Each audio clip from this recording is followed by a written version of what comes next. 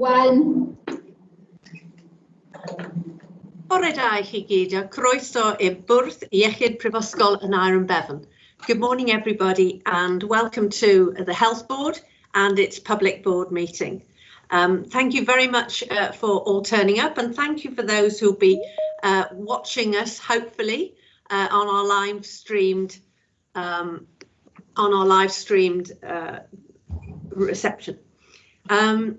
Can I just go through a couple of things to remind you about this sort of meeting? If you're not speaking, could you please mute your microphones, because it does cause some interference. If you wish to ask a question, it would be really helpful if you raised your hand on your facility, on your computer, or put a comment or a question in the chat bar. Thank you very much to those independent members who provided us with written questions prior to this meeting. They have been shared with the executive, and hopefully they will have incorporated the answers to your questions in their presentations. But if you feel that they have not, or you require further clarification, please do not hesitate to ask, because we need this to be as vibrant as we can possibly make it. We've had apologies from Chris Coley. Has anybody else apologised, Richard? Thanks, Chair. The only other standing apology that we have is from Louise Taylor, who is the chair of the Healthcare Professionals Forum. Yeah. But no other formal apologies registered. Fine. Angela, we're glad to see from the CHC, and welcome. During the meeting, Dr. Kate Williams and Rebecca Jones will be here to present the mental health facility piece and the patient's story.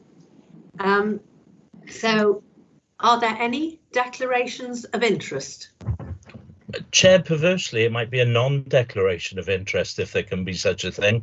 I'm an elected member of Torfaen Borough Council. I sit on the executive for a period April 19 to February or March 20. I was the executive member for Regeneration, and in that consideration, the Medipark was considered.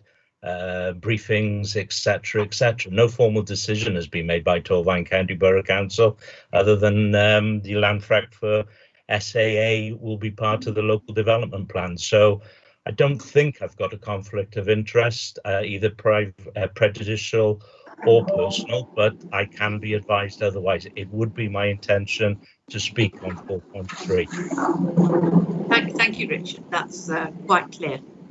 Okay then. Could we move to the draft minutes, please, held on the 15th of July? Are there any due to accuracy required? No?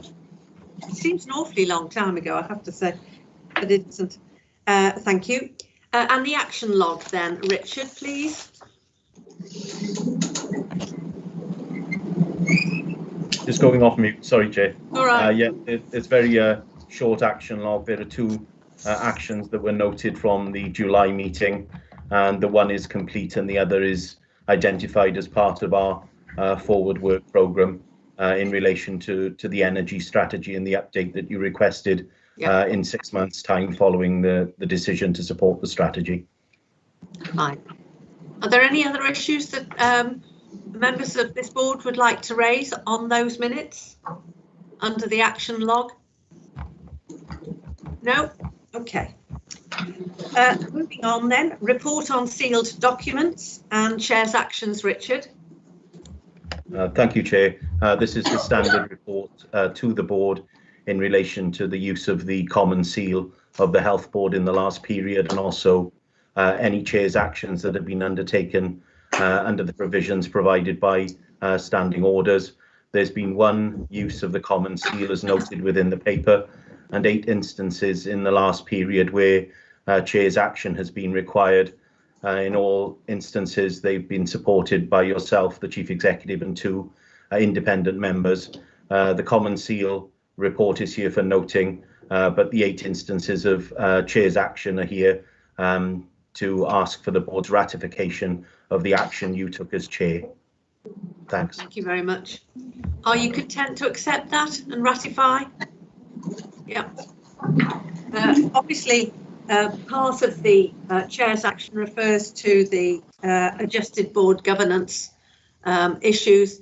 In the light of the increasing emergence of the virus again, I will have to take further Chair's action to be reviewed in December on extending those governance arrangements. And I think that will give us time to really sort out the detail of any revised governance arrangements going forward for this organisation, somewhat along the lines of the paper that you have already seen, which will have to be discussed anyway with Welsh Government.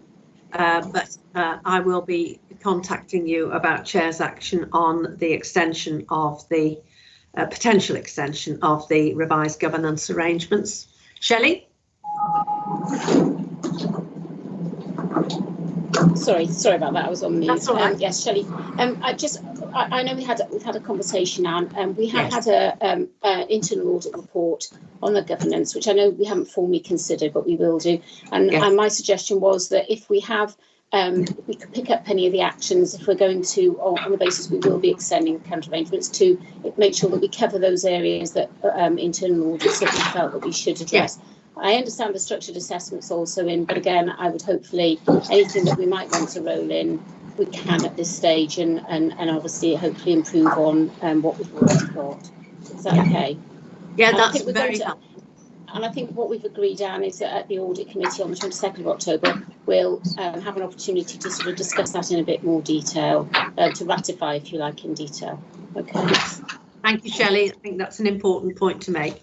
We have had the internal audit report, which will be considered by the audit committee anyway, and we will pick up any arrangements that they think need strengthening, or what they think has been good, to ensure that our governance is as effective as possible going forward to December. So thank you very much for that. Are there any further questions on the sealed documents and the Chair's actions? If not, on to my report, which will be very short.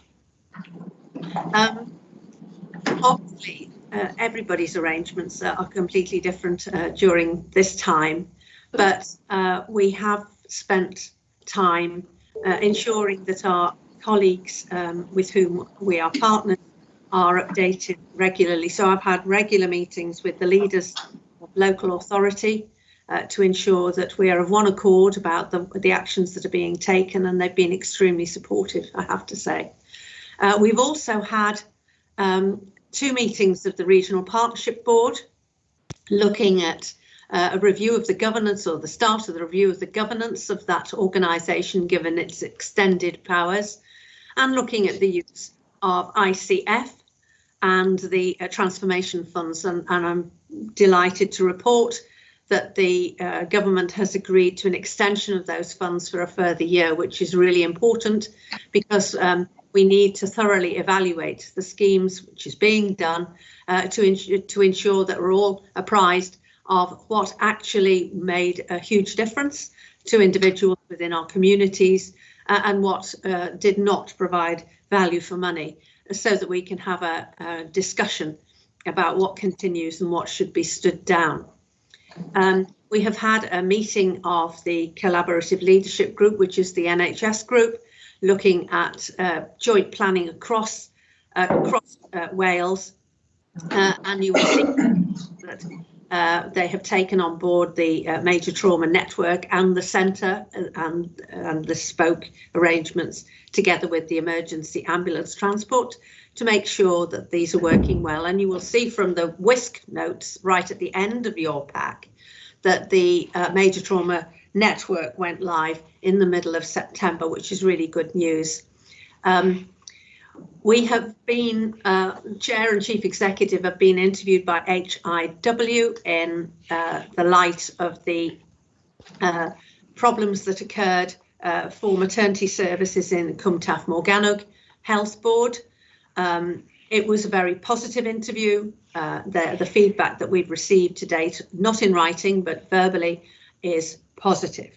And I know that a huge amount of work has gone on in reviewing maternity services within our health board to ensure they are really first rate. And Judith and I visited maternity in the Gwent about 2 weeks ago to speak to staff and their leaders, and to look at the revised arrangements that have been made, and they were very impressive, and they will be taking those revised arrangements through to the Grange, which is really good news. You will see from your pack that we have made an appointment of a medical director, which is really fundamental, and we look forward to welcoming him in December. The chairs have met on a regular basis to share experiences and good practice from each of the health boards, which indeed has been very helpful indeed. And we have also, as chairs, had discussions on social care and the care home sector, and how we can integrate better across health and social care and local government for the future. We have met, a number of us have met with the leader of the chief executives and the leader of the vice chairs, have met the lead civil servant in the Welsh Government about our real willingness to join in constructively with the discussion on this area, because there has been a steering group apparently set up, the details of which we're awaiting, to advise the Cabinet. So it's really important that we're engaged fully in this to really help a very sound solution, particularly as all health boards have spent a considerable time planning hospital at home and home care services to ensure that people are put at the centre of whatever we plan with them, and are able to access the care that they deserve. So it's been quite busy, but a bit bitty, and not like my usual schedule. But we have been apprised as independent members of the excellent work that is continuing within this health board, and not only to deal with the pandemic, but to try and ensure that our urgent patients are seen expeditiously and well, and that alternative pathways of care are discussed with people so that who are not able to access treatment because of the difficulties about which you know over the next few months. And I should like again, on behalf of the board, to extend our real gratitude for the incredible hard work that has been achieved by our staff and our executive team in very, very difficult circumstances. Are there any questions? No? Okay. On we go then to an update on the early opening of the Grange. Okay, thanks, Chair. So this paper provides an update to the board on the early opening of the Grange, still scheduled for mid-November. We're literally talking weeks now away from opening the new hospital. And this report aims to provide an update from the report that was produced in June, where we took the decision to proceed with early opening subject to Welsh Government approval, which we have now received, which is really positive news. And just to kind of reiterate, this is a key part of our COVID response for winter 2021, and as set out in the paper, a reminder of the significant benefits we feel opening the hospital early will bring to the organisation for the winter period and as part of our COVID response. I was going to update primarily on the key risk and interdependency issues that were picked up in the previous report, and also to provide an update on some of the operational commissioning plans that we are working on as we lead up to the actual opening. So starting with workforce, and Gareth may want to come in at the end of the report if he wants to add anything, but obviously workforce is one of the key areas we are putting continued focus. Is absolutely fundamental to the successful opening, and we've made some huge progress on recruitment leading up to this. Some of that based on the decisions we took quite early in this process, and some more recent decisions. So as set out in the report, we've made positive progress recruiting over 118 full-time equivalents across medical nursing, allied health professionals and other staff posts. We've still got about 36 posts currently in recruitment and are making good progress with those. We've also done well across the health board around recruitment of registered nurses and healthcare support workers. However, this still continues to be an area of key challenge with still high levels of vacancies, which we're continuing to work on an ongoing basis, but there has been some good progress. We've also had some difficulty in some very specific roles around medical staff, particularly around care of the elderly and the orthogeriatrician consultant post, and the team's continuously looking at mitigation into any areas where we feel there's risk presented and coming up with alternative plans and being as flexible as we can with the workforce we've got. There's nothing at this point that is indicating that the workforce position means that we can't progress with the opening. It is still keeping us on track, and we are hoping that things will just continue to improve as we move forward. And there's no doubt that the new hospital is having a benefit to our recruitment. We are seeing that in some of our feedback, so that's really positive. There's obviously the challenge to some of our workforce will be the whole impact of COVID on our staff, like it affects everybody in the public around sickness, shielding, self-isolation and so on, and therefore we keep a really close eye to look at how we can support staff in that process. The workforce team have done huge work around staff wellbeing. It continues to be a key focus for us as a health board, recognising what staff have been through and what we will continue to go through in terms of personally and on the front line. And therefore, as you set out in the report, a lot of the work we've done around the wellbeing survey and the additional capacity around psychological support and counselling that we are offering to help our teams get through some of these difficult periods.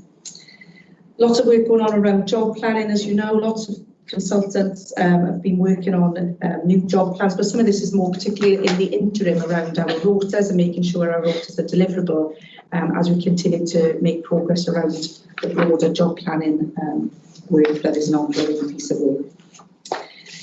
So in summary, a huge amounts going on around the workforce, but good progress, and we feel content at this point that where there are risks, we've got mitigation plans in place. The second area was around the build and the technical commissioning of the building. It was quite a key milestone for us this week. So Langs have now given us access. We've not formally taken over, but they've given us access to the second half, the bigger part of the building, which is the diagnostic and treatment block. So we've now got free access around the theatres, radiology, the A&E department, which is really helpful for our commissioning period to get our staff in, familiarising themselves with the areas, training, fitting out and so on. The key areas that we've put in a particular focus on is around radiology. We've already got some of our radiology rooms completed, one of the CTs, one of the IR rooms, and 4 of the general rooms are already ready to go. The one area that gives us some concern is the MRI. The timeline was taking us originally over the opening, and we were looking at a relocatable MRI to bring in. We've managed to buy some time, and we now have got a timeline which takes us just before we open. We have now got mitigation plans in place in the event that there was any delay. Although our greatest risk was about bringing a particular RFA cage in, which has now been delivered, so our greatest risk has now been mitigated, but we're still very much monitoring that on a daily basis because it is the highest risk area. But as I said, we've got mitigation plans if that is not in place if needed. The IT commissioning has been another particular area of focus. There's a new modern style network in this building which brings some learning with it for both the builders and ourselves. But we've redirected lots of our technical teams onto making sure that we can open this hospital successfully, and our readiness is kind of not compromised in any way. So we have had to reprioritise some of our work in order to get the hospital open early. But overall, the building is looking fantastic. I was up there yesterday. The main entrance, the main car park is now in use. You can now walk through the main entrance of the building. We've got volunteers at the front desk, as visitors and staff who go into the building for that familiarisation. And it really is coming to life. So, we're not expecting any difficulties now from a building technical to hold us back. The third area was communications and engagement. Huge amount of activity, a very detailed comms and engagement plan that Richard and his team have put together. Also been really successful in the last few weeks around getting some additional capacity in to support this in the next 6 to 8 weeks, and it sets out there the various methods with which we plan to communicate with the population, including leaflet drops, because we recognise not everybody can rely on social media and so on. And we will be making sure they are accessible to everybody, including easy read formats for those vulnerable groups as well. Lots of discussions with staff. The consultation period is completed. All the staff know where they're going, and we're doing a lot of drop-in sessions. Judith and others execs, just to make sure we are there to answer questions for some of the staff and reassure them where there could be any concerns. And obviously we are also working with our wider partners. We particularly had excessive communication with Powys recently, and are doing some planning with to make sure we support Powys with their commissioning plans, and also working with Contact Morgannwg to make sure that there are no unexpected flow changes as a result of the Grange. So a lot of heightened activity around that system-wide perspective that I've particularly been involved in. Procurement and equipment availability, that's progressing well. You know, we're talking over £30 million worth of equipment that we're bringing into this building. So as you can imagine, huge amounts of procurement activity, but it's progressing really well. We were successful in securing some of the reallocating some of the budget within the Grange where we had flexibility to increase the funding available for equipment, which is allowing us to get more consistency around certain monitors and so on in the hospital, which gives much better connectivity, and anything where we feel there is a potential delay, we have got plans in place to mitigate those. But generally, all deliveries are on track at this point. But I think the whole challenges of COVID is something we need to keep an eye on to make sure this doesn't have any impact in those last few weeks.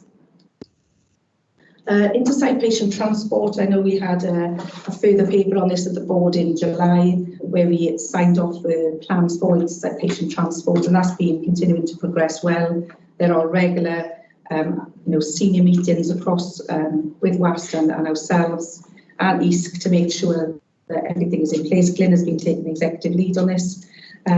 We've been doing huge amounts of work to make sure we've got the right governance and the accountability, and we're clear about the expectations. The Flow Centre continues to work in terms of how we're going to do the triage tool alongside pre-hospital streaming and make sure we work collaboratively with WAST. And also we've been successful in the employment of transfer practitioners, and some of you may have seen on Twitter last week lots of activity with our transfer practitioners training up at the Grange. So really good progress around that area, and we are doing undertaking a pilot in October now, leading up to the opening, just to make sure that we we are testing that and making sure we are ready. And WAST have also had funding for the additional vehicles that they required as part of that. So good progress in this area. It's one that we continue to closely monitor and oversee, recognising the significance if we don't get this right. There's a detailed section on the financial considerations, which Glyn can pick up any detailed questions on later, but it shows the assumptions that have been made around the revenue implications, very sensible assumptions which align to our capacity plans for the winter, aligned to our surge plans, but also keeps a good overview of what the current position looks like for the new hospital and the new system. And as stated in this report, it's very important that we drive out the benefit realisation, the delivery of savings from this system, particularly as we go into 21-22, where we will still identify that we will need a level of transitional support as this system beds down. So they were the key areas I wanted to pick up around risk. Well, the one other area I was going to mention, which has progressed quite well, is around public transport. We have been doing a lot of work around public transport, recognising we've got less time as well now than we originally had with opening early. There's been good progress with some of the bus providers with a regular route between Newport and Cwmbran, stopping at the hospital. That's now been confirmed. But we've done quite a lot of work drilling down into each borough, looking at existing travel times, and also what travel times could look like if you're using public transport to get to the new hospital, and where we are identifying particular hotspots, looking at alternative solutions around volunteer drivers and other maybe community provision that we are doing more work on now in the coming weeks to offer some support to families where they would struggle to get to our hospital because the public transport is not as available, as we continue to progress with those with other public transport providers. So there'll be a further progress on that as we go closer to the opening. Moving on to the operational commissioning, there's a significant amount of work going on now, as you can imagine, around making sure we are ready to commission the building and open successfully. We have got a number of governance structures in place. The executives have got a weekly slot where we are maintaining oversight of any issues in particular we think are challenging or are high risk, or they may emerge out of the detailed operational commissioning groups to make sure we are responsive as we possibly can be. The service and operational commissioning group meets weekly, is clinically led, with all of the operational teams coming together to make sure that we are picking up all of the issues that we need to in terms of commission. Again, we can pick up any risks and get those resolved very quickly. And that's then supported by detailed divisional weekly and fortnightly commissioning forums with their teams. And obviously the Clinical Futures Delivery Board continues to maintain its oversight of that. There was a meeting this week where we were updated on some of those detailed plans at a more granular meeting. There's been a lot of meetings where this has been going on for some time, but they just continue to be refined. It is around the sequence of moves, and this is how we'll actually move into the building. And the indicative dates set out there that we are continuing to work on shows that we will be bringing support services into the hospital the week before, and then over the 3-day period, how we will bring patients in, with the ED department being one of the last parts of that sequence of moves when we open our doors to our ambulances. There's also quite a lot of work around the go, no-go criteria. This is a constant check that, these are the things that would have to be in place before we press that button to say we're ready to go. And as part of that, we've identified those red line areas. These are the things that are absolutely critical to the success, and patient safety underpins all of this work.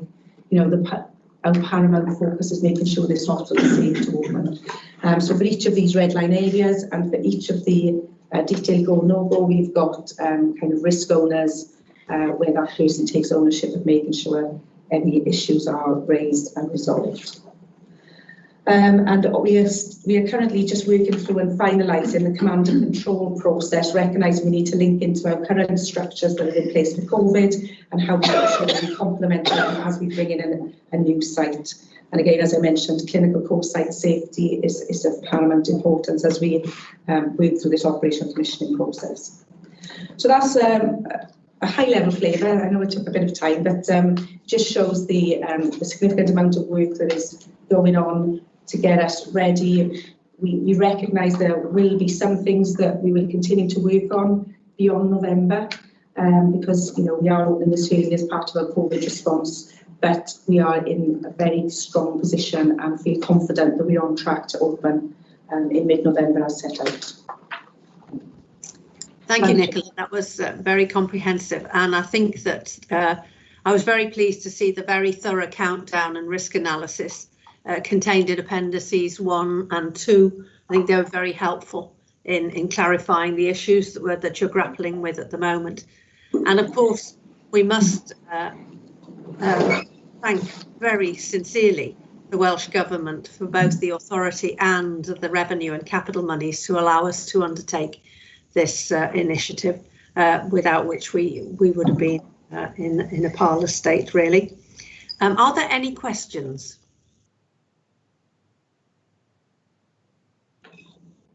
No? Yeah, Shelley. Shelley? Yes, sorry, there was one that, sorry, there were two things really. One was under the workforce. Nicola mentioned that obviously there are difficulties in recruiting, but that was going very well, and there was no suggestion at all that you weren't going to be able to open the Grange Hospital. I just wondered whether or not there were any other issues in relation to the rest of the system on the basis that, you know, some people will transfer to the Grange, so the backfilling, I suppose, in other parts of the services. That was the one question. And the other question was around communications. And I note that you obviously been working with other health boards and particularly Powys, but I wondered on the leaflet drop, were you working with Powys to ensure that South Powys residents will also get the information directly? I'm not saying from us as a health board, but from Powys, because I think that's going to be quite crucial again in terms of that cohort of people that use our services. Thanks, Shelley. I'll pick up the comms one first. So Powys have been part of our comms and engagement work stream right from the outset. So they've been close to working, and we're sharing all of our material so that they can adapt and select what they need to from there to support their own. And they're also doing a leaflet drop as part of their comms plan as well. So that's the comms one. On the workforce, again, I might want to pick up, but when we do the workforce assessment, we don't just look at the workforce for the Grange in isolation. It is a workforce assessment across the system, because obviously we could have a perfectly running GUH with all of the vacancies filled and can't run the services on the other sites, which means the Grange won't work. So when we do our workforce assessment, it is a whole system. And that's where some of our biggest concerns around nursing in particular has been the third focus, because it is about taking that whole system perspective around nursing requirements, not just what we need for the new hospital. So the workforce readiness assessment is a system-wide assessment, not just for the hospital. Thank you very much. That's really helpful. Thanks. Phil and then Paul. Chair, I just wanted to say really that this is probably the last board meeting, is it, before we accept the first patient into the Grange, and I just think we need to just certainly for the record to be noting that this is quite a milestone for the board and quite a milestone in terms of development of the board. I mean, this hospital has been planned over many years. The amount of work and effort that's gone into it has been absolutely incredible. I know certainly from where Judith sits, I mean, she has steered this right from its infancy, and many others along with her. I think one of our difficulties now, of course, is the COVID is kind of denting the glint a little bit in terms of opening the hospital. But actually, I don't think we need to underestimate the fact that we are opening a major facility for the citizens of Gwent, which will hopefully transform some of our services and lead to much improved clinical outcomes, which is, of course, what it is really all about. So I just want to say, particularly for the minutes, this is quite big. And I wouldn't want the current COVID tensions actually to be detracting from the significance of such a wonderful facility that we are actually now able to open, and not just open, but open before time. Thank you, Phil. Well said. And I think we can all endorse your views on that. Paul? Just to say that, just to reinforce what Phil has said, really, in terms of, I think it's absolutely fantastic news for the community. And I wanted to just also mention we've had some very productive and excellent work with the communications group as well, and the engagement side of things. And the particular area that I have been concerned about, as I know some of the board members have been, is with regard to transport.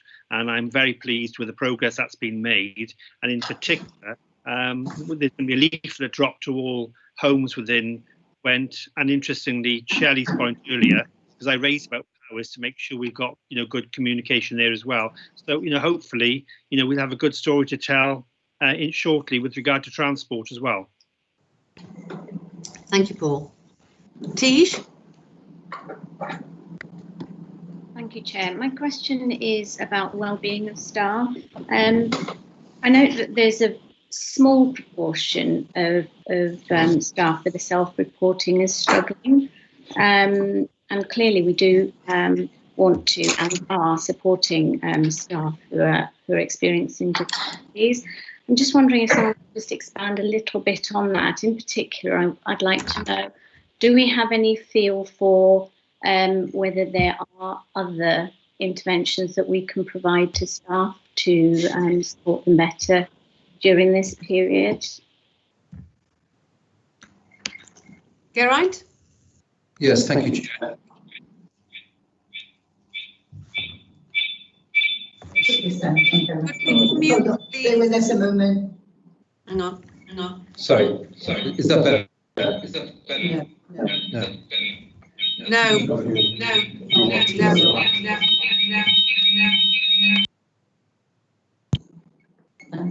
That's better. Yeah. Yeah. Apologies, Chair. I had my mic on.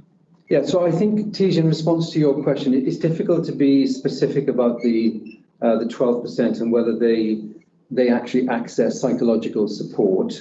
I discussed that with Adrian. I think Dr. Adrian Neal. I think at this stage, the first survey was effectively a snapshot, and what we want to do in the second survey, which is about to go out later this month, is to dig deeper behind some of that data. But it's clear that the key groups in the 12% sort of doing poorly group were nursing and midwifery staff, redeployed staff, those self-isolating and shielding, and also SAS doctors and BAME staff. So clearly those are areas that we need to look at more closely going forward. And what the data is telling us is that the amount of referrals into the service are increasing or have increased significantly. So we've got approximately 18 to 23 referrals each week, which is double the average that we were receiving during the acute phase of the pandemic. So the activity levels are increasing. What we've done to try and address that is to improve the resources within the employee wellbeing team. So we've added 2 new psychologists and also a support member of staff to try and reinforce the capacity there so that we can provide better in-reach services for the health board going forward. We've also developed a new employee wellbeing website which will provide materials for staff, easy access, give them information and clear ways to access help and support. So I think that's broadly where we are, but we recognise that there's more to do, but hopefully these additional resources will help us achieve that. Do you want to follow up, please? Yes, please. Thanks. I'd just like to acknowledge that that I do appreciate that we've done a significant amount of work, and actually we were very proactive in doing that early on. So I'd just like to acknowledge that and to welcome that we'll be putting out another survey and repeated testing. So thank you. Thank you. And I think that those sentiments are also endorsed by the board. Phil, have you got your hand up or forgotten to put it down? OK. Are there any further questions from anybody? No? Shelley, did you want to ask a question? OK. Well, thank you very much indeed for that. That was a comprehensive overview. It's a huge amount of work for the whole of the team to enable this hospital to be open. It does look very, very impressive indeed. And I've been delighted to hear the reports of the staff and their massive enthusiasm for getting in there. I also have to commend the work done by the communications team on the website in describing in simple terms that we can all understand what will happen to the other hospitals, what a minor injuries unit does, because I think it's really important that everybody within our communities has access to that information so that they do go to the place that is going to serve them best. And I would commend anybody who hasn't seen that to have a look, because it really is extremely impressive work and very nicely and simply placed. So can we move on then? And good luck to everybody, and let's hope that all the risks overcome seamlessly. Could we go to the Gwent COVID-19 prevention and response plan? Meredith, please. Yes, thank you, Chair.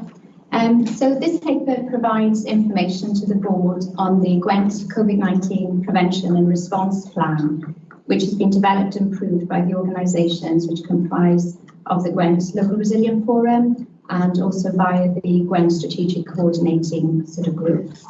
So the plan was developed in response to a request from Welsh Government at the end of July, and also detailed guidance received from Public Health Wales, and was submitted after 2 weeks of turnaround in mid-August. So the plan has been developed in partnership through the Gwent Strategic Coordinating Group, in partnership with the 5 local authorities and partners which form part of the Gwent Resilience Forum response. So the aim of the Gwent Prevention and Response Plan is to prevent, detect and manage outbreaks of COVID-19 within our communities, and to implement effective health protection and control measures across Gwent. So the plan has been developed and is based on the following sort of principles.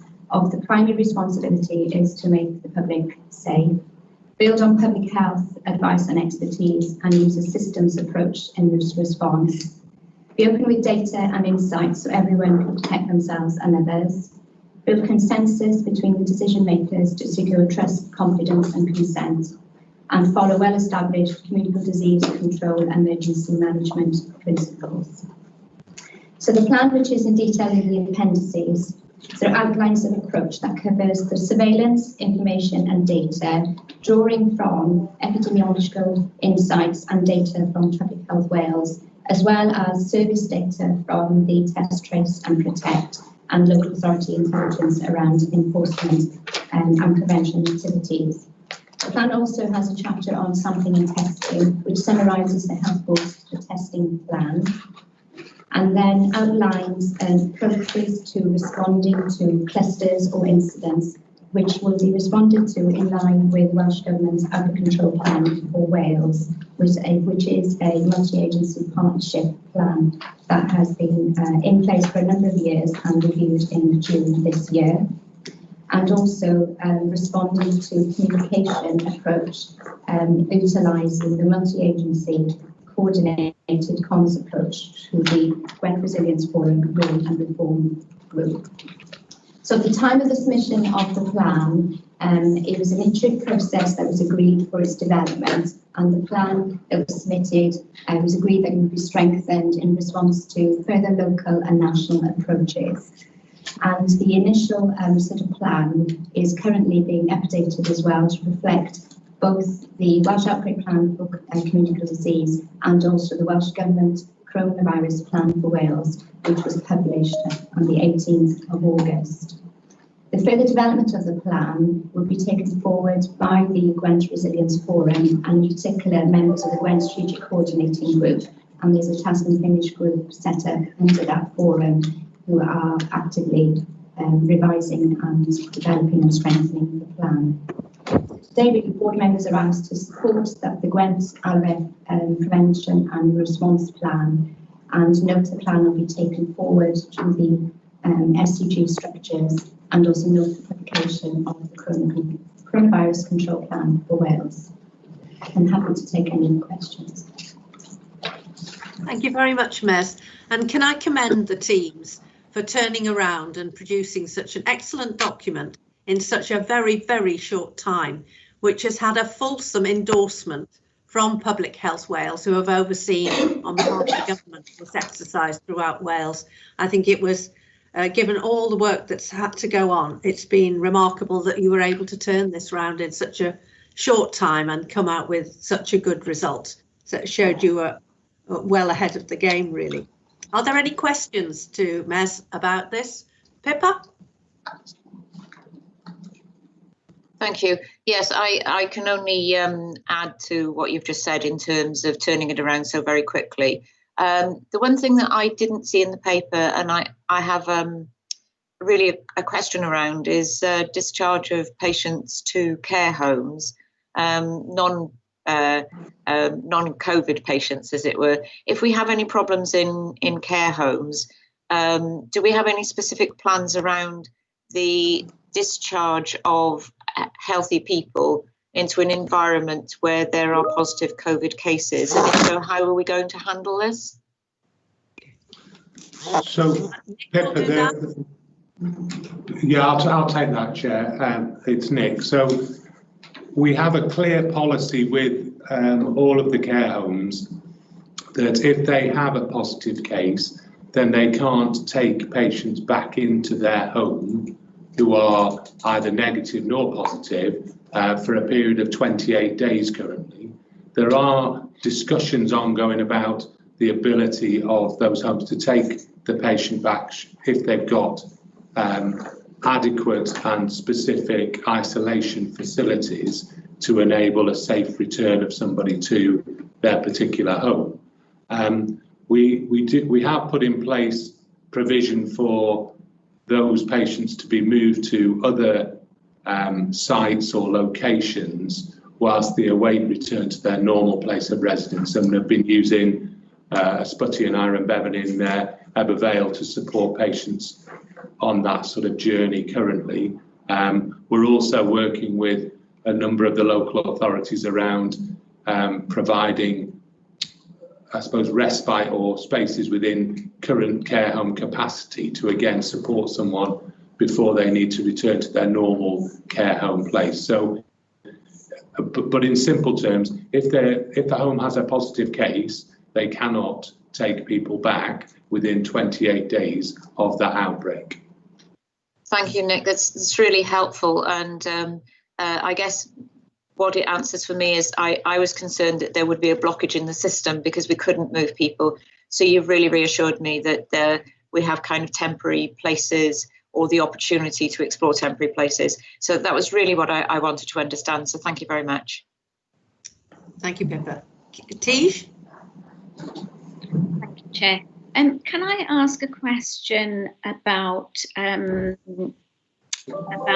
domiciliary care, please? I know that we are, and I very much welcome the extensive testing we're doing within care homes, and that is very helpful. My question is really related to the track and trace data. So could someone give me a feel for the kind of parameters that we collect there that might help us to be proactive should there be indications of a higher rate of spread via the domiciliary care workforce? So, for example, do we collect and record and collate information that might indicate that kind of thing? Nick? Do you want to come in and then? I mean, I can come in on in terms of the testing of domiciliary care workers and how, I mean, what we offered all care workers the ability to have a regular test through the national portal. So if somebody was asymptomatic, they would have accessed the test through the national portal if they worked in a care home, and that was also available to domiciliary care workers through the agencies. And obviously, if somebody came back with a positive result, then they would then follow the isolation rules and regulations that exist around test, trace and protect.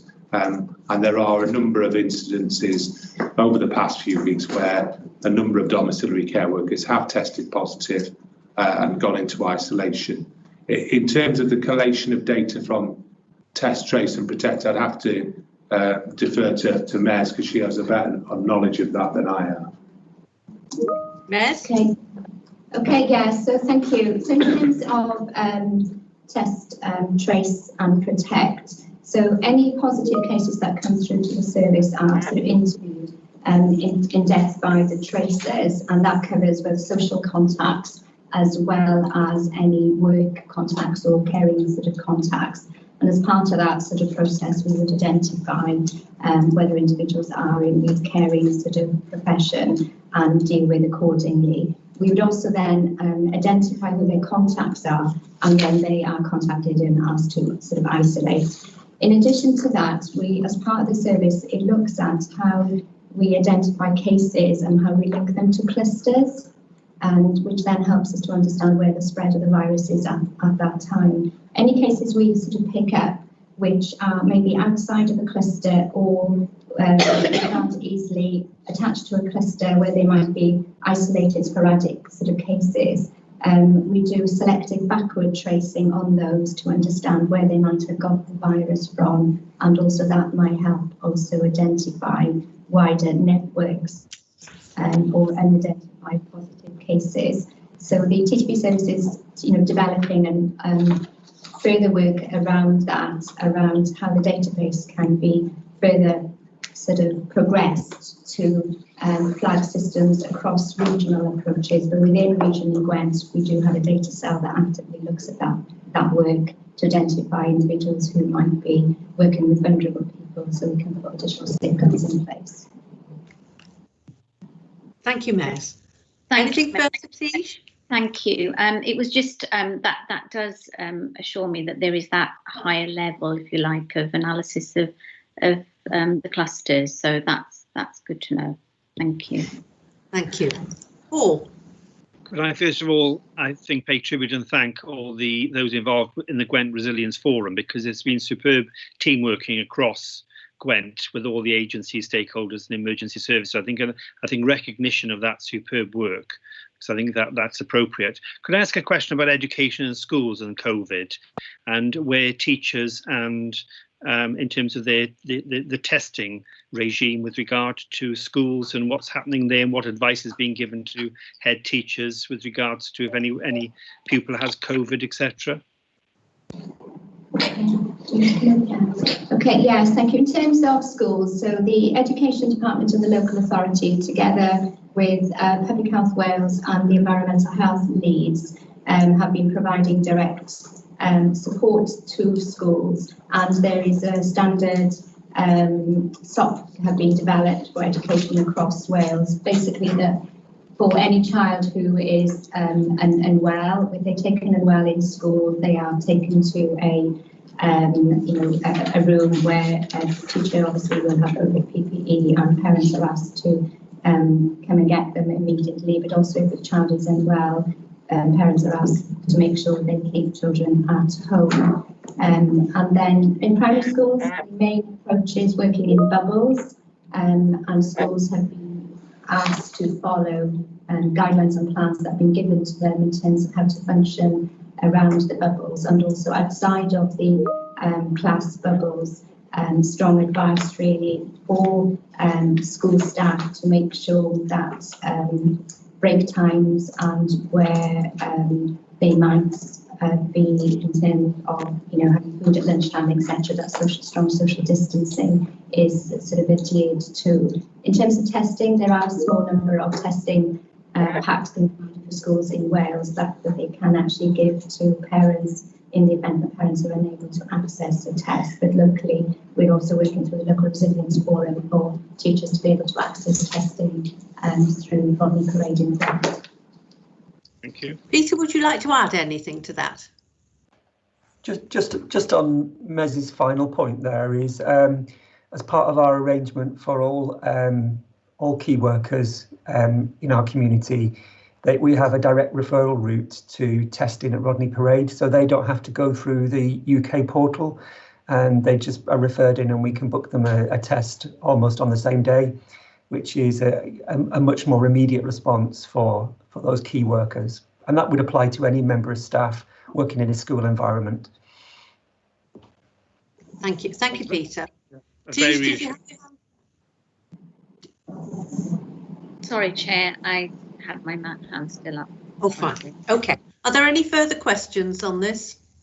Well done. Could I just make an observation, and really this is for assurance, is on page, 13, you've got your Gwent COVID surveillance system. It looks highly complex, and could and one would ask, how well are all these teams working together, and how slickly can decisions be made, and are the teams absolutely clear about what they are responsible for? I can imagine what the answer is, but I think we just need to have an answer. Yeah, Mez will come in on that. Thank you, Mez. Yeah. Okay, yeah. So it's a multi-agency response, and within that response, people have got roles and responsibilities. So the Director of Public Protection consultancy with public health and sort of partners, and it's very much a partnership approach to the response. And we have for each area currently sort of incident management teams for Caerphilly, Blaen y Gwent and Newport, and also we have a Gwent oversight sort of group where the partners meet, and currently on a daily basis looking at the intelligence and the data, and that reports directly into the SCG for assurance as well. And Public Health Wales are a key partner in providing the data and intelligence to local partners. And if I could just add, given what we've experienced in Caerphilly, Newport and Blaen y Gwent, my observation of how we've worked together across the system has been exemplary, and everybody has played their full part in both responding to the situation as it unfolded, but also making sure that actions are followed up and everybody is clear about roles, responsibilities and accountabilities. So having tested it over the last couple of weeks, I think I'd be very assured that it's working in practice as well as being well described in a document. Thank you very much, Judith, for that assurance, and well done for doing the prevention plan and the testing, especially now when we are in the next spike. Can we move on to the next item, please, which is the patient experience story? And I should like to welcome Kate Williams and Becky Jones. And I'm sorry to have kept you waiting, but we're very pleased to have you with us today. And Rhiannon, you're going to introduce. Yeah, thank you very much, Chair. This is our first patient story actually since the revised governance arrangements for board as a result of the pandemic, so I'm really pleased that we've been able to secure a story today. It's a mental health story and aligned to the next agenda item, which is about the mental health transformation and the consultation proposals. I'd like to thank Becky for joining us.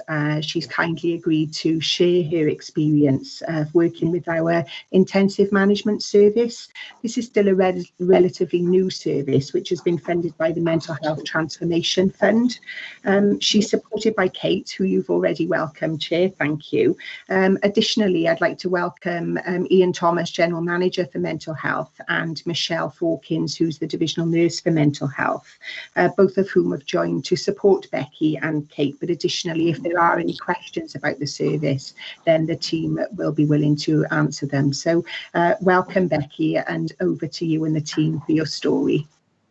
Well, thank you for inviting us along today. It's a real privilege to come and share a patient's story, I guess, in unique circumstances. So I'm Kate Williams. I'm a consultant clinical psychologist and the lead for Hiraeth, which is an intensive case management service, which, as Rhiannon mentioned, was set up just over a year ago after we secured funding from the Mental Health Innovation and Transformation Fund. It's a real privilege to be able to have Becky here to share her story about her experience of using our service. So I'm kind of really here just to introduce Becky. She's keen to share her experience of what it's been like to work with our service, what it's been like to work with a new service, the impact that service has had for her as well. So I'll hand over to Becky, who will be able to share with you what that's been like. Thank you. Thank you. Becky, welcome. Hiya. Thank you very much. It's such an honour to be here. I just wanted to share my experience of what it's been like working with the new service, which has been set up for around a year now. And I was quite fortunate because I think I was one of the first people that got to work with this team. I think there's been such a change being with this team, because before it I was very stuck. I had lots of long spells of admissions to inpatient units and nobody really knew what to do. Me and my team, we got along, but I was following a traditional community mental health pathway. So I would have an appointment once a week, and if I said that I didn't want something done, so I didn't want physical monitoring, then it wouldn't be done. And I wasn't really in a position where I should have made that decision. And that led to some complications, and a lot of it was just miscommunication. We didn't really communicate effectively, and this resulted in a long admission to an out of area placement, which was when the team got involved, Hero team, and they helped to bring me back to Wales. And this approach was so different because they actually focused on me and taking time to get to know me for myself rather than my mental health. And that was such a big difference, because before, the conversations would be someone coming to my house and saying, so have you been doing this? Have you been doing that? And that's not helpful, because if you don't have an effective relationship with someone, how are you meant to share intimate details of the things that you struggle with? It didn't make sense to me. That the way of working just wasn't logical, because people wouldn't be expected to do that in normal life, and yet in a mental health setting you are, and it just is beyond comprehension for me. Since working with the team, I've been far more involved in all of the decision making. A lot of the time I've seen care plans before the professionals have half the time, or I've been involved in devising them. And to me, that's the most important. It's fundamental to anyone's success, because if you're not involved in something but just expected to agree to it, how is that meant to be effective? I really don't know. And I think that for me, it's been really important to be kind of consulted on everything. Like recently, had a bit of a decline in my health, and I was consulted all the way and told, an admission will need to be considered, and it was kind of up to me what I did with that. And although the team thought that something else might have been more suitable, I was able to express my views that actually I think a shorter term stay would be more effective. And so I ended up going into a ward for a very short period of time in relation to the months that I'd spent in these places before. And it was a very quick admission with clear goals, and I achieved them with the help of the team, because they made sure that I was supported and included in all of the things, and that I understood what I needed to do to get where I wanted. And I think that was so important. They've also helped me in other ways. So I have had goals since coming out of hospital, such as I wanted to find some voluntary work, just to try and get myself into a routine, and they were able to support me with that, even though it didn't really fall into their job description. They were able to provide references for me, to help me to identify placements that I could possibly go to. And now there is consideration being given to doing a peer mentor course, which I think would be really, really beneficial, because I want to use something, the rubbish experiences that I've had, and be able to use them. And the team have really, really helped me and supported me to do this. I think they've helped me to manage my mental health in a way that's useful for me. And it's not just about going in and kind of people telling you, well, you have to follow this approach and do this therapy. That's been really beneficial, because I've been able to say, well, I'm not quite ready to change this. And they've said, okay, so how can we manage it so that it's safe in the meantime? And if you're ever ready for anything else, then we will support you with that. And that's such a change, because I don't feel pressured into doing things. I don't feel pressured into having to go to an appointment at a certain time if I can't. they're very flexible. If I can't make it at time, they'll work around me. If support needed to increase, there's scope to be able to do that. And equally, if I wanted it decreased and I was in a good enough place to be able to do that, they would also be willing. And it's just so different to anything else I've ever had, because now I'm in a position where I've not had to spend a long time in hospital, and I've been back in Wales since December, and there's absolutely no kind of indication that I would ever go outside of Wales to go to hospital ever again. And that's not really something that I saw happening anytime soon. And if the team in the hospital that I was at had their way, I probably would still be there now, and I still wouldn't have any say in my care, and I still wouldn't be able to see my friends and family. And especially with the current situation, I think that would be really, really difficult. And I'm so grateful for everything that they've done for me. But I think the thing that for me is most pertinent is just the fact that they've kind of empowered me to make the decisions myself and to be able to make the changes myself. And there's been a lot of support with that, but it's got to come from you. And I think that's the most important thing, is if you're given the opportunity to try, and if you're given the opportunity to prove yourself, then you can make it work. You can make it work for you and not for the system, which not many people get to experience. And I think it's just been incredible to work with a team that's so compassionate and so caring, but yet so professional. And I never thought that was possible, but it does really show that it is, and that things can change. Well, Becky, thank you very much indeed for your really heartening and encouraging presentation, and for your honesty about how you felt about the experience, and the really unbelievably positive feedback that you've given us all as we consider the way forward for our mental health services for the future. Thank you so much for your courage in doing that. It's been really heartwarming to hear you. Kate, do you want to add anything? No, I just want to thank Becky for sharing your story. It's just been a real humbling experience to have the opportunity, I think, to work in a different way. So I was new to the health board before taking my post in this service.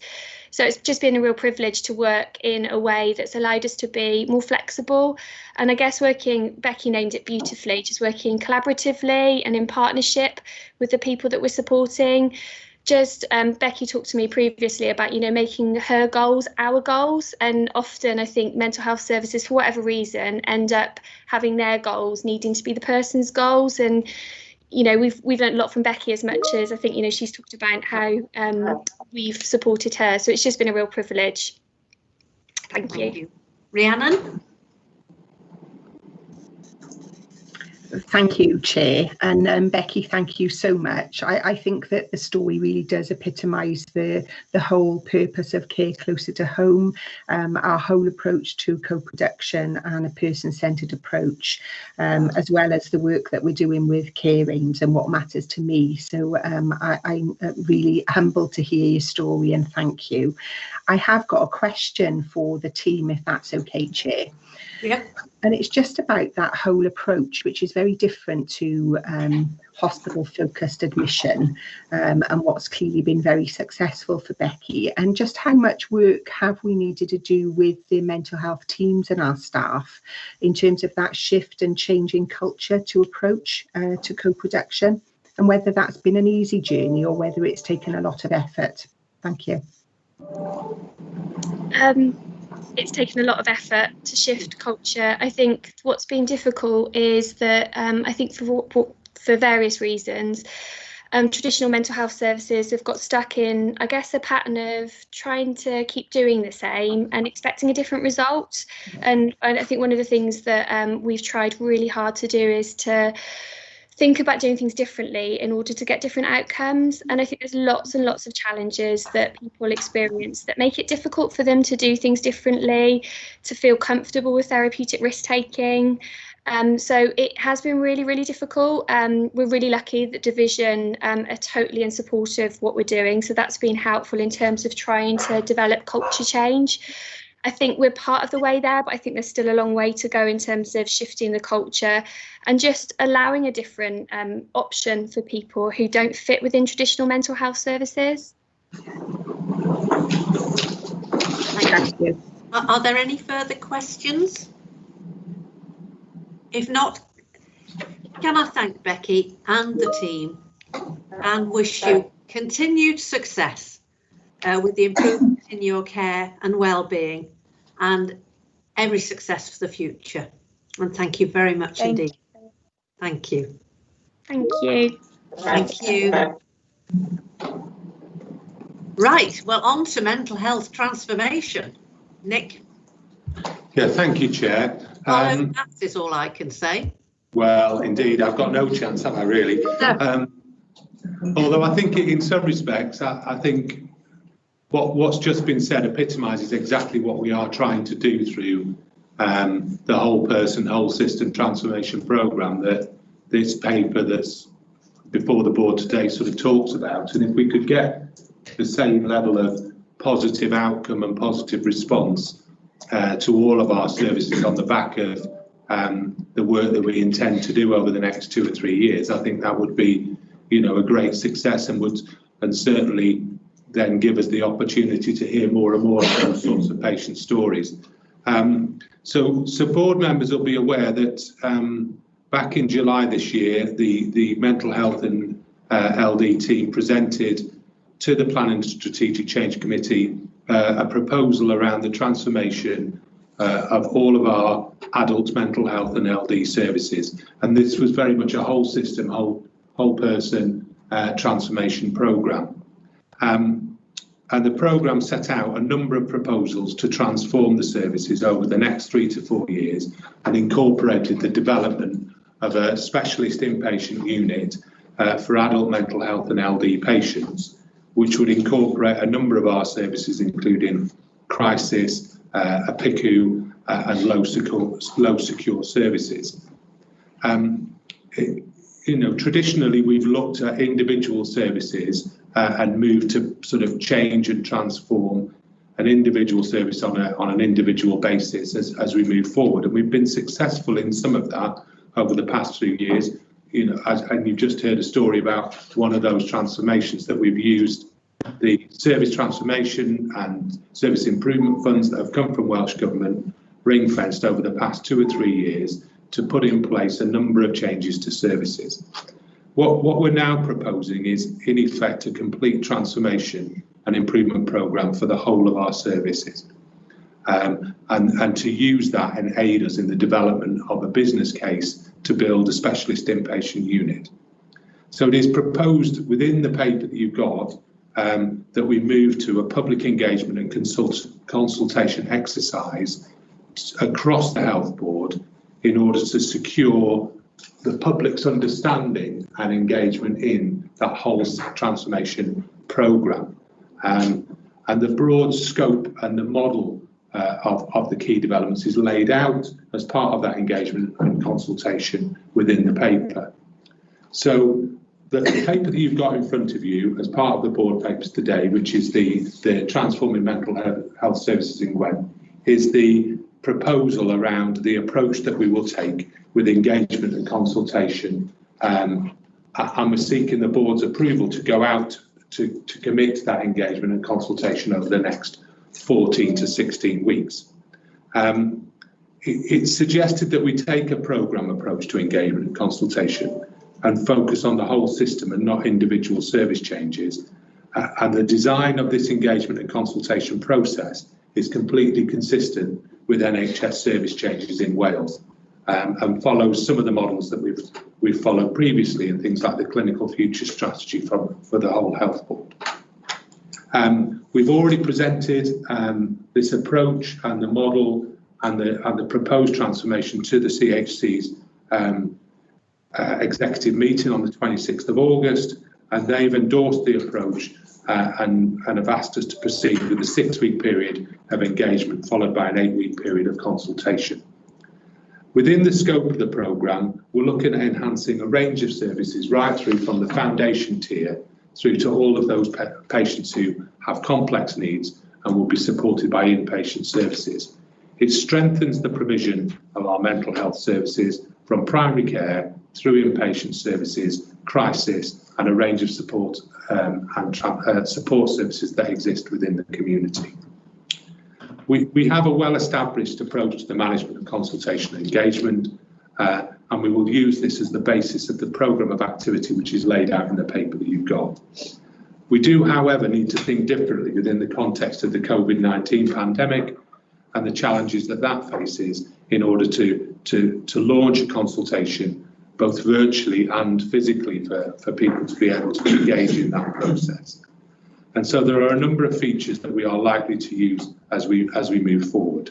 We will launch the consultation on the Health Board's website, utilising social media platforms, etc., and cascade the documents that are attributed to this through the Health Board networks. We will obviously share the consultation through a number of partners, third sector providers, and our local authority colleagues through their websites as well. And we're looking to have a number of the very successful Facebook Live events over the period of the next 14 weeks.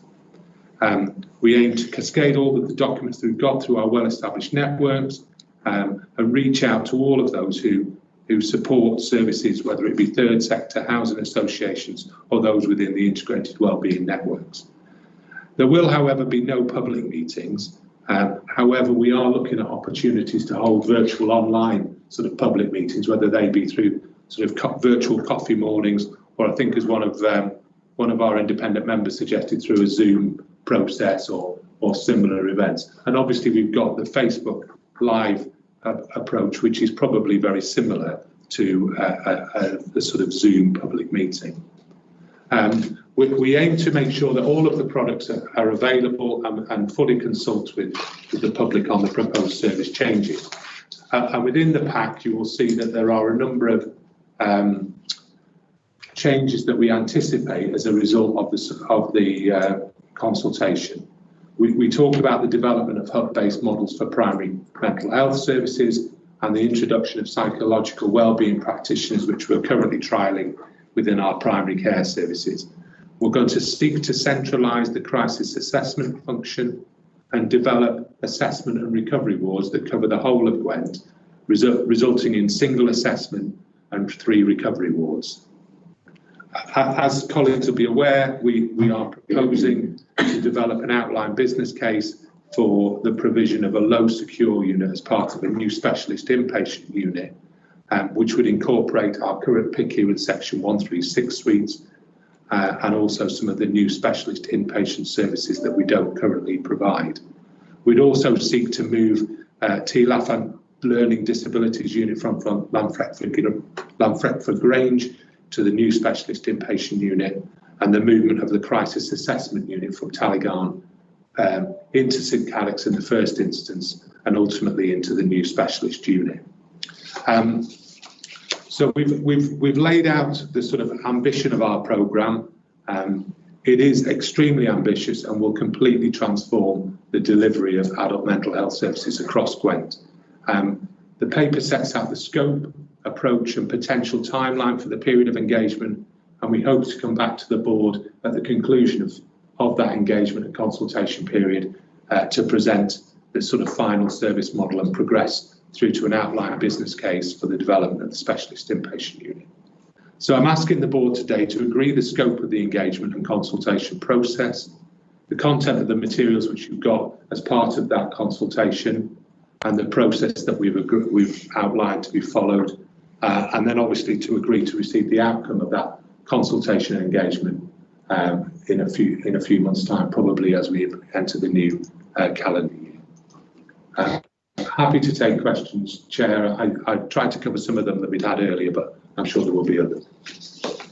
Thank you very much, Nick. That was very clear. I have Pippa, Louise, Tej and Shelley. Thank you very much. Thanks, Nick. And I think it's a great paper.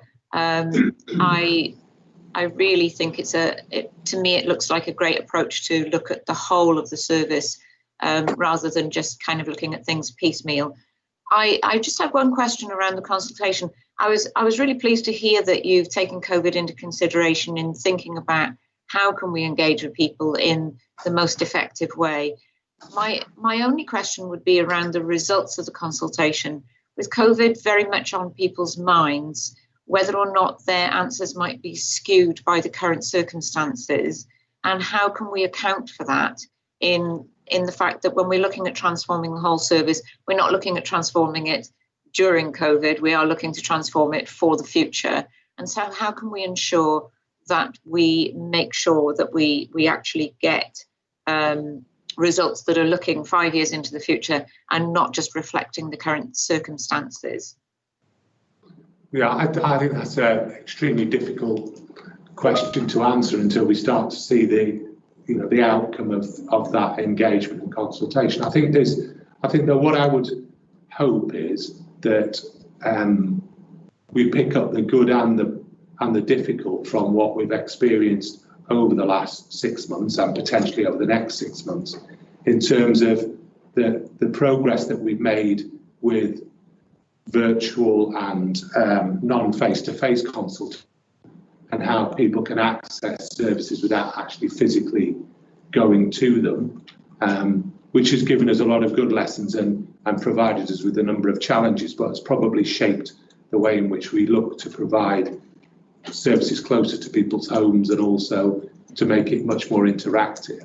I think it's going to be very, very difficult to differentiate between a response to the current position and what we hope services will look like in 5 years' time. But notwithstanding that, I think it's imperative that we move this forward. And we don't know at this point in time the length of the current restrictions or the current approach to services and what the pandemic looks like in 12 months, 2 years, 3 years' time. So I hope that answers your question, but I think it's difficult, and we can only probably see when we start to get some of the responses.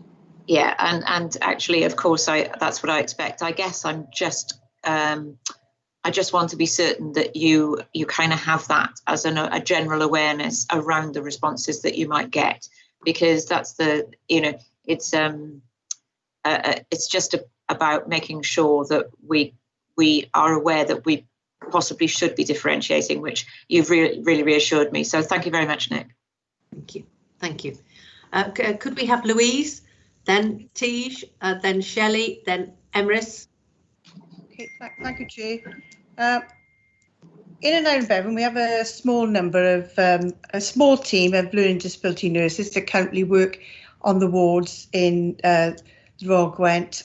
I'm just wondering, are we thinking of increasing the number of the in-house hospital learning disability nurses in our acute sites and maybe even across all our other sites? Because I know this team has worked really well delivering a good service to learning disability patients that have had to be admitted. And I'm aware that we are ahead of the game compared to some other health boards within Wales with this type of service that we offer. Yeah, thanks, Louise. I think I'd say a couple of things to that. I think we're always seeking to recruit within the learning disabilities team, because we have had real challenges both with medical staff and nursing staff in terms of recruitment in LD. And we've just recently appointed a clinical lead for LD as part of this whole system transformation programme with a clear remit of looking at the best way in which we can deliver the service right across both hospitals in the community and other specialist facilities. So I'm sure it is something that we will pick up as part of the discussions and engagement as we move forward. Okay, Louise? Shelley? Thanks very much. Can I endorse what was said by Pippa as well? I think it's a really excellent paper, and the whole approach I think is brilliant.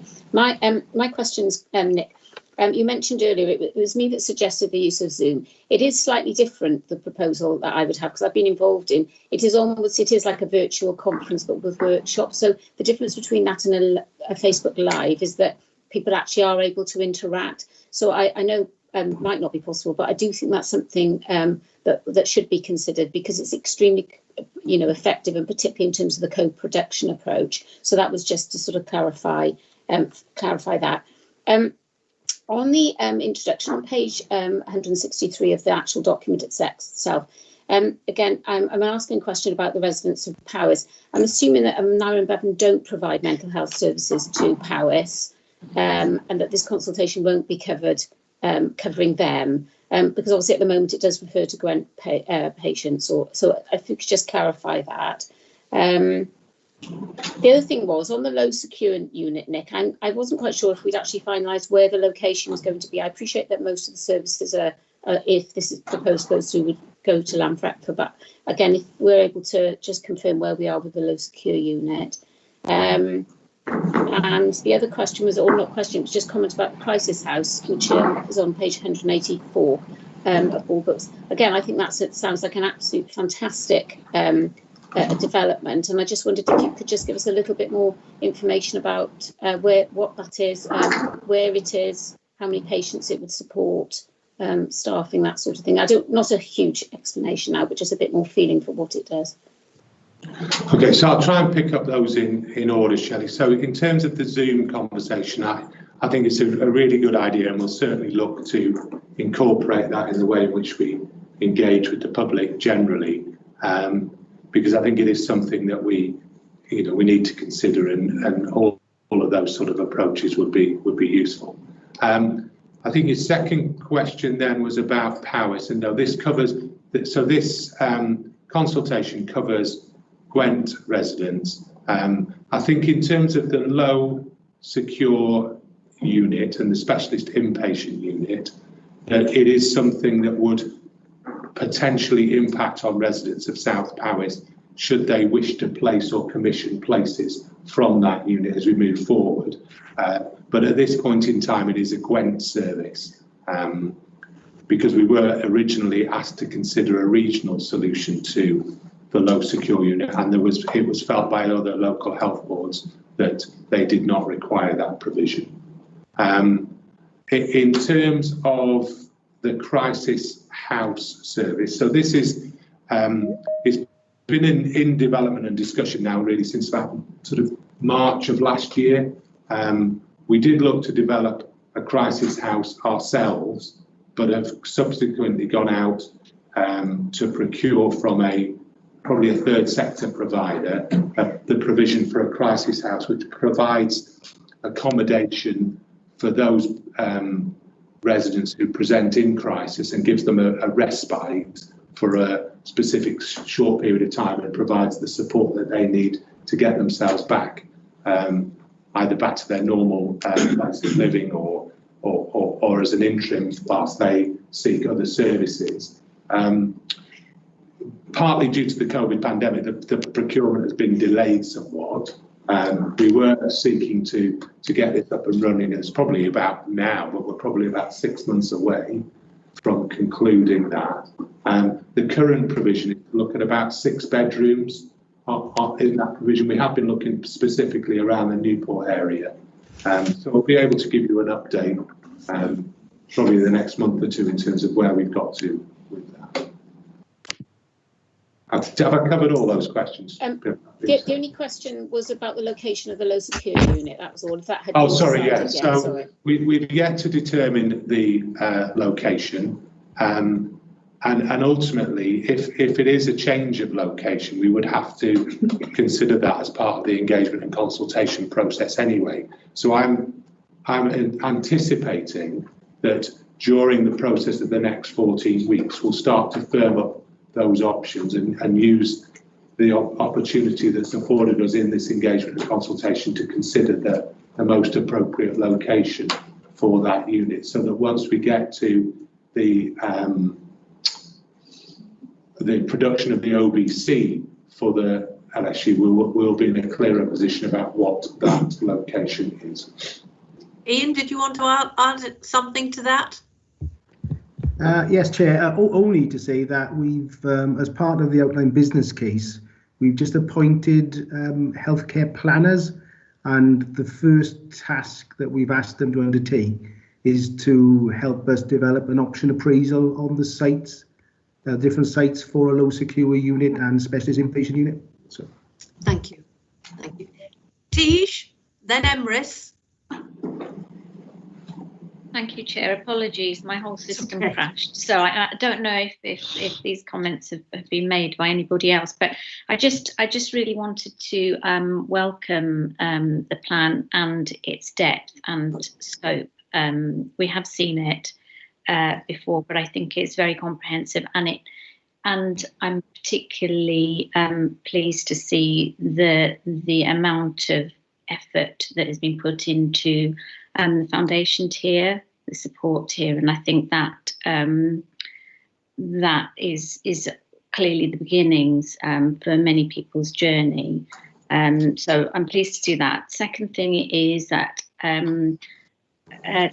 taking into account Pippa's comments about possibly the skewing of responses during the COVID period. I very much welcome the timing, because this has been needed and a lot of work has been carried out, and I'd hate to see that it was delayed in any way. So I'm glad that we're pushing on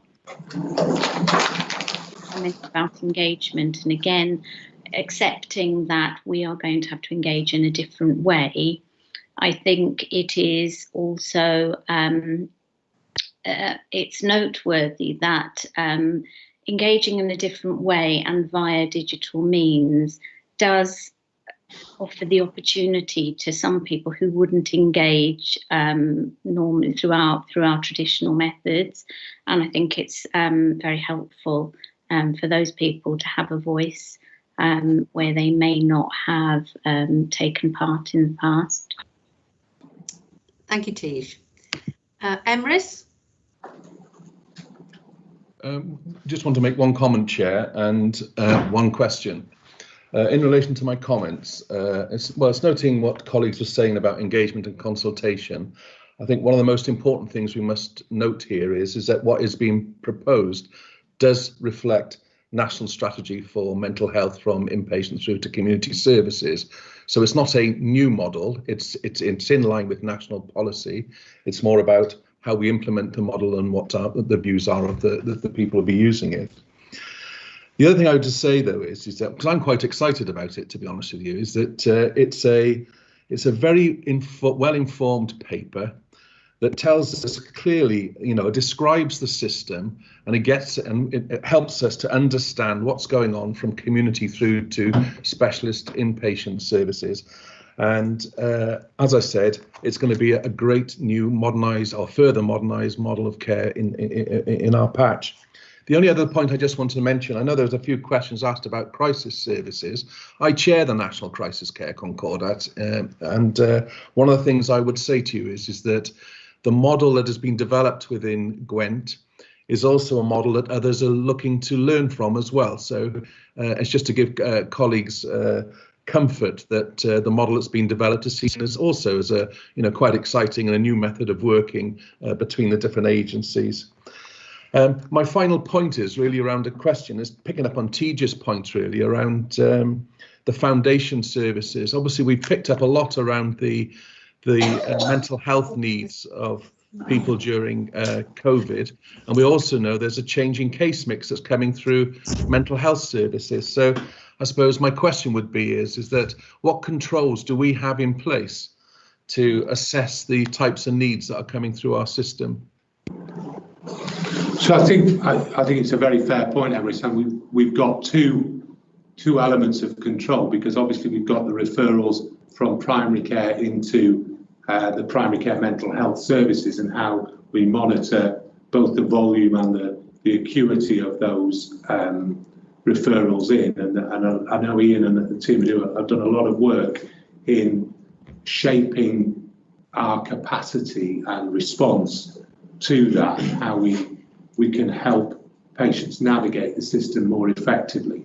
In terms of the sort of, I suppose, the pre-referral system, the development of the model around the psychological wellbeing practitioners that we're, looking to implement right across our primary care estate, I think will help us in being able to monitor both the level of acuity, but the types and volume of presentations that we're seeing at that first level, and how we then need to establish a response mechanism, whether that be in secondary care mental health services or in primary care, to pick up the demands that we see as we move forward.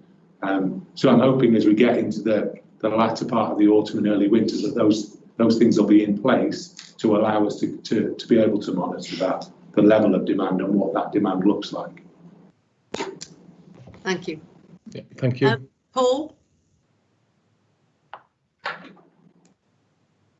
Could I just say, I think this is an excellent report, and I'm absolutely 100% behind what's been proposed. I just wanted to follow up from what Pippa said, really, in terms of the differentiated conversation, because if you're having conversations with patients, you could put it in a way such as, how was it for you, your experience before March 2020? What has it been like for you during the current situation, and then what would you hope to see in the future? So you could actually slightly tweak it just to get those conversations in, if that's at all helpful. Thank you. Thank you, Paul. Sarah? Thank you, Chair. I just wanted to build on Nick's last answer in terms of what we might see ahead of us. And what we know about is demand for our services. What we're less clear about is the unmet need in the population, that this service model will, I think we can have confidence, is evidence-based and it will meet need better. But in doing so, we may find that there is some unmet need that was there before the COVID pandemic has exacerbated people's mental well-being issues. So I think it's the right direction, but I think it's fantastically the right direction of travel, but we just need to be cognizant of the fact that we may discover that there is unmet need. Thank you, Sarah. Point well made. Are there any further questions? Judith wants to come in on a governance point.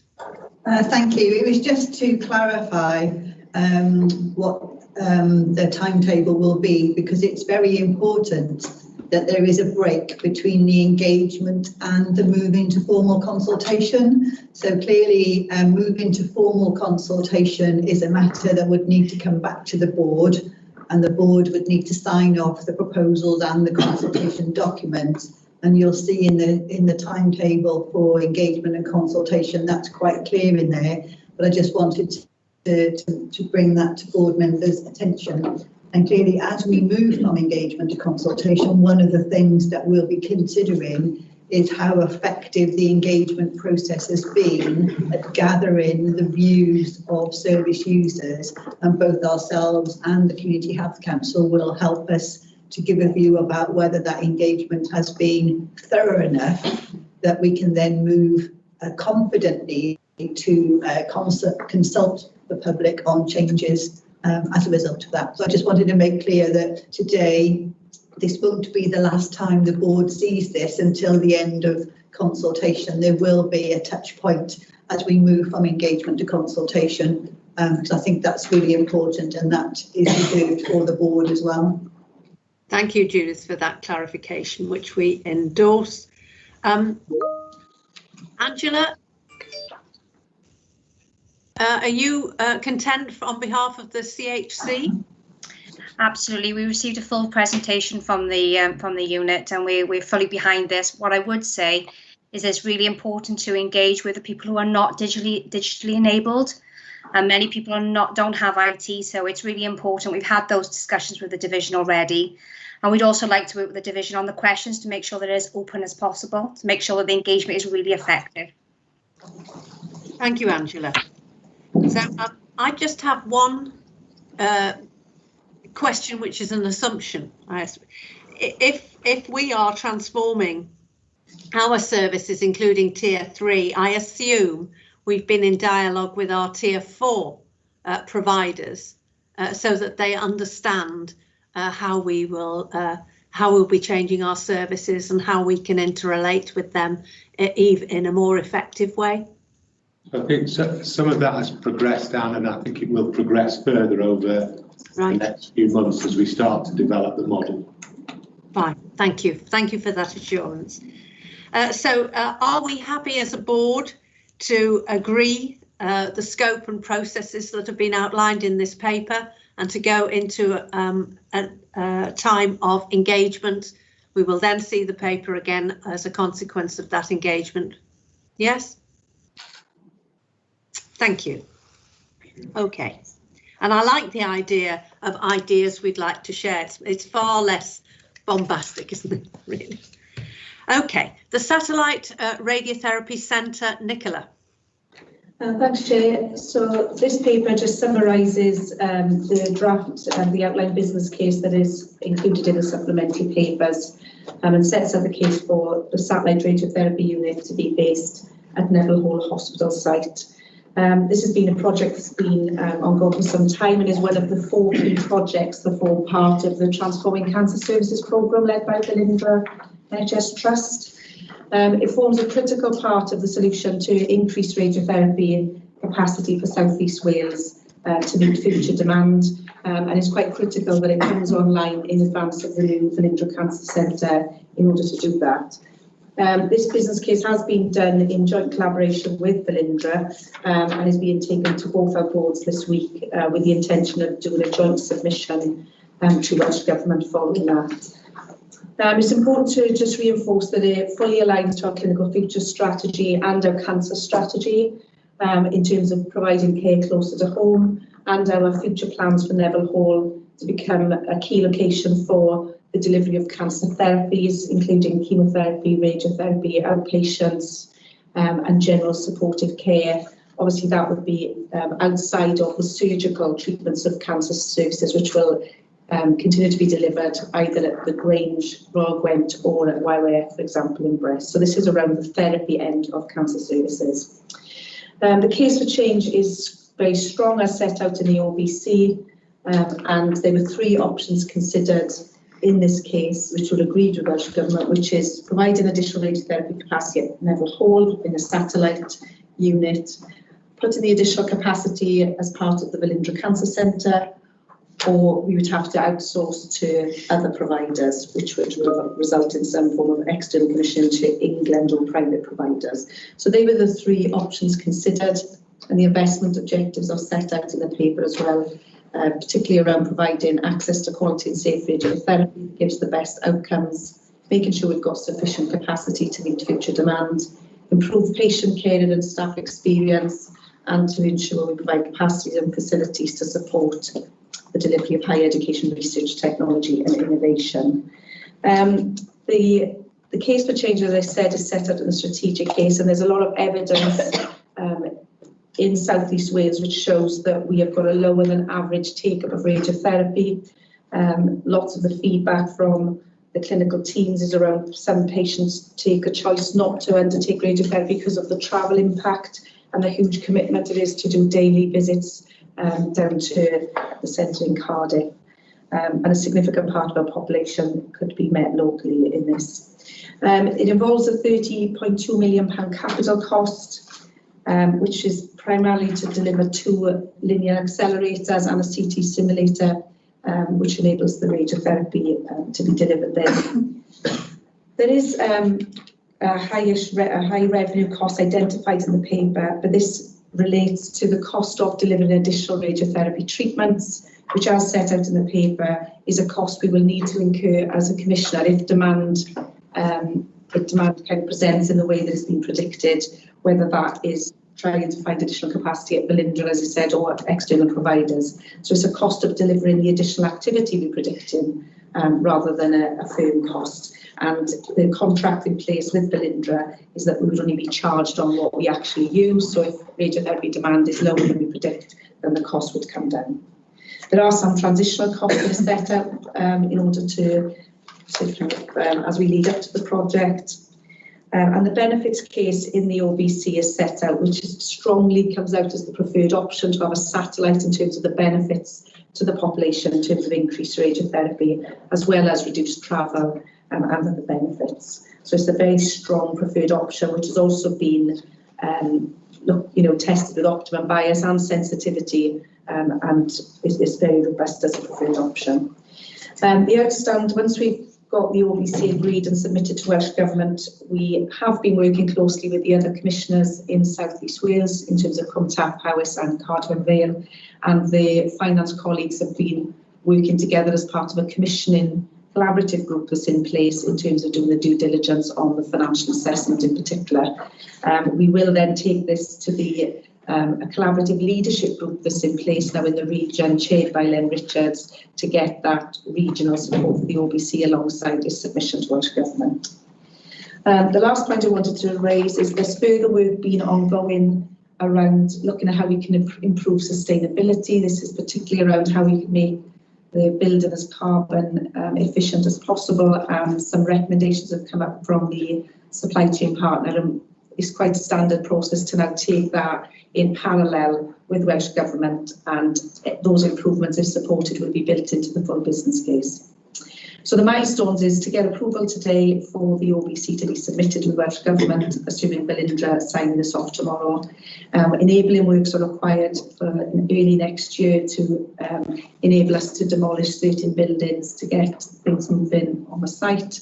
Full business case by September 21, with main construction starting November 21 with completion August 23, and that is a key milestone in the radiotherapy capacity planning.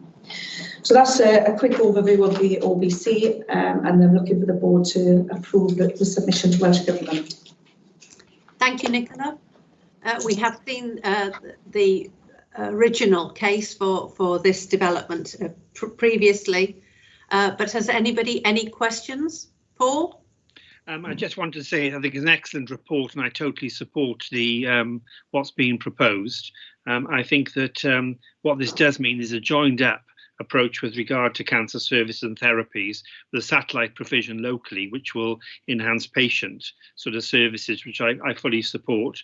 And therefore, and this travelling bit, I mean, I think it's been referred to elsewhere as sort of misery miles, where people who are unwell have significant travelling. And I think from my perspective, I think this outline business case, I think is a very strong case, and I give it my entire full support. Thank you, Paul. Richard? Misery miles is a very good expression, Paul. Having experienced this recently very close to home and taken my mother on 25 consecutive days other than weekends to Velindre, and seeing her anxiety of having to travel down there, whether there's going to be traffic jams on the M4 or indeed the M4 be closed. I know Abergavenny isn't always the easiest place to get to from Cwmbran, especially with the remodelling of the heads of the valley, but the misery miles are reduced. But the anxiety in that lady travelling down, and if we can prevent that for any other person, I would be more than happy to support that. And the number of people pre-COVID, when you could actually go in with your mother to support her, the number of people from Cwmbran, Chepstow, Abergavenny, Crickhowell that you meet, because you're all in the waiting room, you do all talk. I'm a sociable person, believe it or not, and you think how to bring that closer to home. And you know, I'm very anxious now that she's going to have chemotherapy and she's got to spend 6 hours down there, and that would be a lot easier, a lot closer to home. That's the personal side. The report is excellent. I've always supported this, irrespective of my mother's condition. That just brings it closer to home. And I think it also shows from the Health Board our commitment to the Neville Hall site. There is a lot of speculation with the university hospital that for whatever reason we're going to abandon that part of Monmouthshire. And I know that's clearly not true, but the rumour merchants and the Facebook experts and all of that, this shows our commitment to that site. And it shows our commitment to people suffering from cancer and bringing the care closer to home for them and their relatives. Thank you. Yeah. Thank you, Richard. Thank you very much. Tiege. Thank you, Chair. like others, I welcome this and would support it. I think it's important to note that it is absolutely critical to balance the giving of or provision of services close to people's home with the clinical need for a certain level of cases and the demands of delivery to provide excellent care out of a centralised system. And I think that this has struck that balance for me. Clearly, we've engaged with and clinicians are very supportive of this, and it's part of a wider plan. So that balance, I think, has been struck, and as such, I would endorse this report. Thank you, Tish. Are there any further comments? Views at all? If not, are we happy to endorse and approve this case to go forward? I think it's really, really important, particularly if we increase the access and the use of radiotherapy in our area where we know that there are issues that need to be resolved. And I'm very pleased that it was Netherwall was chosen as the most appropriate site for this. So I think it's a good day. Okay then, thank you. The Medipark strategic outline case. Thanks, Chair. So this paper sets out the work that has been undertaken on the concept of a Medipark at Llanfairpwll Grange site, primarily led by Torfaen Council, but in partnership with us, the Health Board and other key stakeholders. Torfaen Council have been leading the development of the strategic outline case, and the Health Board have taken the lead on the master plan to ensure our local requirements are factored into those plans. The Torfaen Council took this to their cabinet on the 7th of July and supported both the strategic outline case and the master plan, but is keen to get the support for full assessment around economic and commercial viability.